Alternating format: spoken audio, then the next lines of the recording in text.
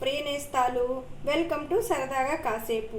నేను బాగున్నాను, మీరు కూడా బాగున్నారని అనుకుంటాను. ఈరోజు మనం చేయబోయే రెసిపీ ఏమిటంటే కాకరకాయ ఉల్లికారం.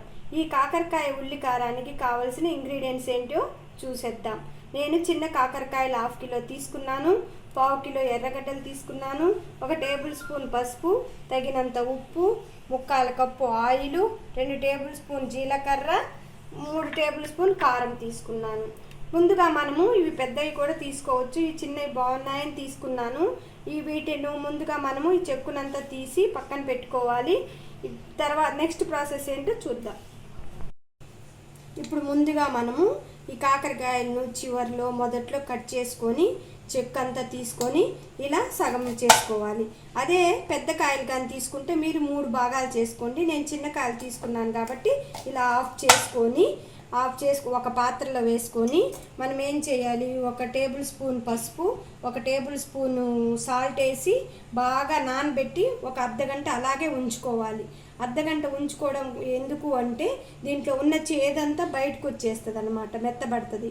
అందుకోసం మనం ఒక అర్ధగంట నానబెట్టుకొని నెక్స్ట్ ప్రాసెస్ ఏందో తర్వాత చూసేద్దాం. ఇప్పుడు మనము కాకరకాయలు కట్ చేసి పక్కన పెట్టుకున్నాం కదా, పసుపు ఉప్పు కారం వేసి. ఈ లోపు మనం ఏం చేసుకోవాలి అంటే మనం కట్ చేసి పెట్టుకున్న ఎర్రగడ్డల్ని మిక్సీ జార్లో వేసుకొని ఆ ఎర్రగడ్డలతో పాటు మనము ఈ తగినంత సాల్టు, దీనికి కావాల్సినంత సాల్ట్ వేసుకొని, జీలకర్ర వేసుకొని, 3 స్పూన్ల కారం తీసుకున్నాం కదా, కారం వేసుకొని ఈ ఉల్లిగడ్డ పేస్ట్ని మనము రెడీ చేసుకుందాము. ఓకే, ఇంకా మిక్సీ వేసుకొని పక్కన పెట్టుకున్నాం అనుకో, మనకు త్వరగా ఉల్లికారం రెడీ అయిపోతుంది. చూడండి, మనం ఇప్పుడు ఇది మిక్సీకి వేసుకొని బాగా పేస్ట్ లాగా తయారు చేసి పెట్టుకున్నాము. చూడండి, ఇవి మనము కట్ చేసి ఉప్పు పసుపు వేసి పెట్టాం కదా, 1/2 అవర్ అయింది. చూడండి, వాటర్ అంతా వచ్చేసినాయి ఇందులోకి. తర్వాత మళ్ళీ మనము చేత్తో ఇలాగా గట్టిగా పిండి పెట్టుకోవాలి. పిండి పెట్టుకున్న తర్వాత నెక్స్ట్ ప్రాసెస్ ఏందో ఇప్పుడు పిండుకుంటున్నాం కదా, ఇలా గట్టిగా పిండుకున్నప్పుడు ఇత్తనాలన్నీ లోపలి బయటికి తీసేసుకుందాము. తీసేసుకొని పక్కన పెట్టుకుంటే చూడండి, ఇప్పుడు మనము పిండుకుంటున్నాం కదా, పిండుకునేటప్పుడు ఈ విత్తనాలన్నీ ఈజీగా వస్తున్నాయి. ఇవి తీసేసుకోవాలి విత్తనాలన్నీ మనము ఉల్లికారానికి. కాకపోతే మీరు ఇవి మళ్ళీ తర్వాత వేయించుకున్న తర్వాత అయినా తీసేసుకోవచ్చు. ఇప్పుడైతే ఈజీగా వస్తున్నాయి, ఎటైనా మనం చేసుకోవచ్చు. ఆ విధంగా అయినా చేయొచ్చు, ఇట్లా ముందుగానైనా చేయొచ్చు. ఏదైనా కూడా తీసేసి పెట్టుకొని నెక్స్ట్ చూడండి, మనం ఇప్పుడు ఆ వాటర్ అంతా పిండేసుకొని విత్తనాలు మొత్తం తీసేసుకున్నాము. తీసేసుకున్న తర్వాత ఇప్పుడు ఆయిల్లో ఇవి ఒక 10 నిమిషాలు వేయించుకొని పక్కకు పెట్టుకోవాలి. ఆ ప్రాసెస్ ఏందో చూద్దాం. ఇప్పుడు మనము స్టవ్ వెలిగించుకొని కళాయి పెట్టుకొని ఈ ముందుగా తీసుకున్న ఆయిల్ను వేసేసుకుందాము. ఆయిల్ హీట్ అయిన తర్వాత నెక్స్ట్ ప్రాసెస్ చూద్దాం. చూడండి, ఆయిల్ హీట్ అయిపోయింది. చూడండి, ఇవి మనము బాగా 10 నిమిషాలు వేయించుకోవాలి. వేయించుకున్న తర్వాత మళ్ళీ మనం స్టఫ్ పెట్టిన తర్వాత వేయించుకుంటాం కాబట్టి మళ్ళీ కొంచెం బాగా ఇదైపోతాయి. ముందుగా ఇది 10 నిమిషాలు మాత్రం వేయించుకోవాలి. నేను ఎక్కువ తీసుకున్నా కాబట్టి 2 భాగాలు చేసాను, ఎందుకంటే కొంచెం బాగా అన్ని వైపులో వేగుతాయి కాబట్టి నేను 2 సార్లు తీసుకున్నాను. ఇవి వేయించి పక్కన పెట్టుకున్న తర్వాత నెక్స్ట్ ప్రాసెస్ చూద్దాం. చూడండి, ఇవి వేగిపోయినాయి. 10 మినిట్స్ వేయించుకున్నాం కదా, వీటిని ఇప్పుడు చల్లారి పెట్టుకోవాలి. చల్లారి పెట్టిన తర్వాత మనం స్టఫ్ పెట్టుకోవాలి కాబట్టి చల్లారాక స్టఫ్ పెడుతూ మళ్ళీ నెక్స్ట్ ప్రాసెస్ చూద్దాం. చూడండి, చల్లారిపోయినాయి మనకివి.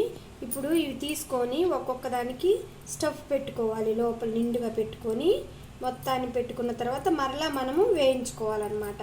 అన్నీ పెట్టిన తర్వాత నెక్స్ట్ ప్రాసెస్ మీకు చూపిస్తాం. మనము అన్నిటికీ ఇలాగా స్టఫ్ పెట్టేసుకున్నాము. పెట్టేసుకున్న తర్వాత ముందుగా మనం వేయించుకున్నాం కదా కాకరకాయ ముక్కల్ని, ఆ ఆయిల్లోనే ఇవి మొత్తం హీట్ అయిన తర్వాత వేసేసుకుందాము. వేసేసుకున్న తర్వాత మిగిలిన అది కూడా వేసుకోవచ్చు అన్నమాట. ఉల్లిగడ్డ కారం కొంచెం మిగిలింది మనకి స్టఫ్ పెట్టంగా, ఈ ఆయిలే సరిపోతుంది. ఈ ఆయిల్లోనే మనం వేయించుకోవాలి, ఎందుకంటే ముందుగా ఆయిల్తో బాగా ఇది వేగిపోయినాయి కాబట్టి. ఇప్పుడు ఇది కూడా 15-20 మినిట్స్ దాకా వేగాలన్నమాట, కారం అంతా వేగాలి. చూడండి మనం ముందుగా సిద్ధం చేసుకున్నది ఇది కొంచెం మిగిలింది, ఇది కూడా అందులో వేసేస్తున్నాం ఉల్లి కారాన్ని. ఇప్పుడు నెమ్మదిగా మనము కలుపుకుంటా, హీట్ అయి ఉంటుంది కదా ఇలాగనమాట కలుపుకుంటూ ఉండాలి.